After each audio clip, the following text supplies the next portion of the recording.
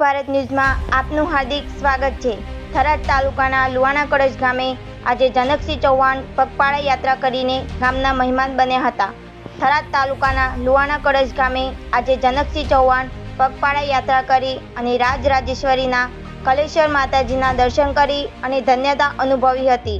માતાજીના પૂજારી નરસિંહ દવેના આશીર્વાદ લીધા હતા અને તેઓ સાયકલથી 6 માસના સમયમાં 4 ધામ અને 12 જ્યોતિર્લિંગની યાત્રા કરેલ છે।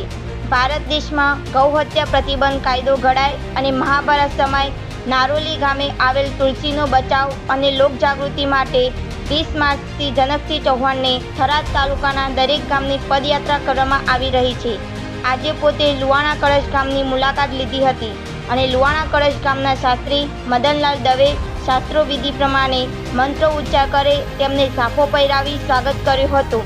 આ સમયે લુવાણા કળશ ગામના વડીલો નેનમલ શાહ અને વાલજીભાઈ નાઈ, મુરજીભાઈ સોની અને યુવાન મિત્રો ઉપસ્થિત રહ્યા હતા અને માતાજીના દર્શન કરી ધન્યતા અનુભવી હતી। અહેવાલ નરસિંહભાઈ દવે। જય કલેહર માતા। હું જનકસિંહ ચૌહાણ નારોલી ગામથી।